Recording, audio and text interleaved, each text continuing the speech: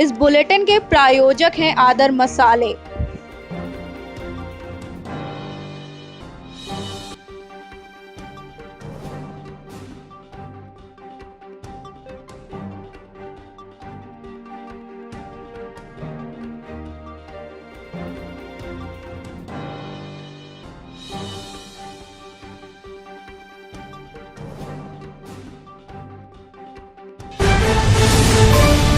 देश में corona vaccine की तैयारियों का कल जायजा लेंगे पीएम मोदी। पुणे, अहमदाबाद और हैदराबाद का दौरा करेंगे। देश में कोरोना महामारी का संकट तेजी से बढ़ रहा है। ऐसे में कोरोना वैक्सीन से सभी को बहुत ही उम्मीदें हैं। इस बीच प्रधानमंत्री नरेंद्र मोदी कल देश में कोरोना वैक्सीन की तैयारियों की समीक्षा करेंगे। इसको लेकर वह शनिवार को देश में कोरोना वैक्सीन के 3 बड़े केंद्रों पुणे, हैदराबाद और अहमदाबाद का दौरा करेंगे। जानकारी के मुताबिक कल यानी 25 नवंबर को पीएम मोदी पुणे के serum institute of India SI का दौरा करेंगे। यहां ऑक्सफोर्ड की कोरोना वैक्सीन कोविशील्ड का ट्रायल किया जा रहा है।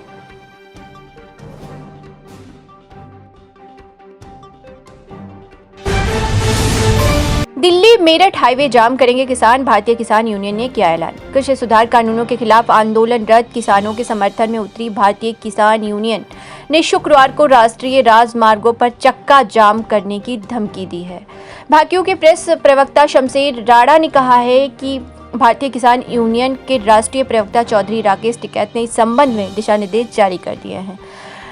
भारतीय किसान यूनियन प्रवक्ता चौधरी राकेश टिकैत के आह्वान पर गाजियाबाद के मोदी नगर में शुक्रवार को हाईवे जाम किया जाएगा। जागरण संवाददाता के मुताबिक भारतीय किसान यूनियन के बैनर तले किसान तहसील के सामने इकट्ठा होने शुरू हो गए हैं। बताया जा रहा है कि किसान दिल्ली मेरठ हाईवे जाम करेंगे। इसकी उन्होंने पूरी तैयारी कर ली है। वहीं नोएडा में DND टोल प्लाजा के पास दिल्ली से नोएडा की तरफ आ रही सड़क पर यातायात सामान्य है। इसी तरह दिल्ली जाने वाली सड़क पर भी यातायात सामान्य रहेगा।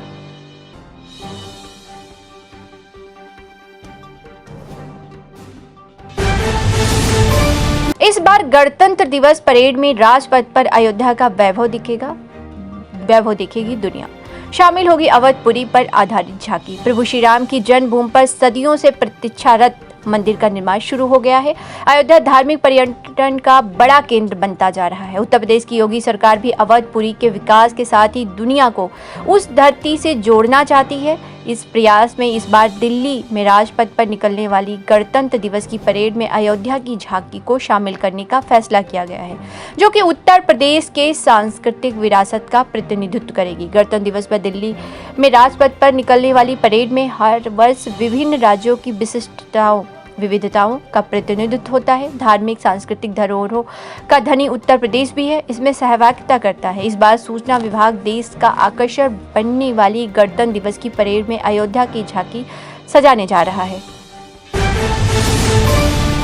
दिल्ली को अगले साल मिलेंगी 1000 लो फ्लोर CNG AC बसें। लोगों को होगा बड़ा फायदा। दिल्ली परिवहन निगम ने अहम फैसले में शुक्रवार को 1000 लो फ्लोर CNG AC बसें खरीदने के टेंडर को मंजूरी दे दी है।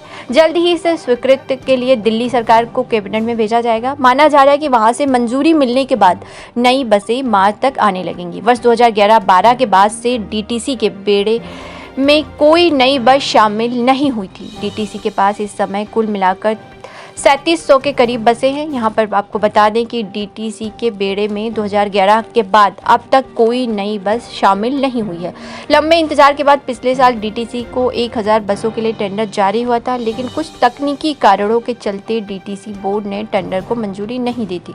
अब एक बार फिर से टेंडर कर दिया गया है, जिसे DTC बोर्ड से भी अनुमति मिल गई है। DTC की नई बसों में CCTV, GPS, पैनिक बटन समेत आधुनिक तकनीक से लैस सिस्टम होगा।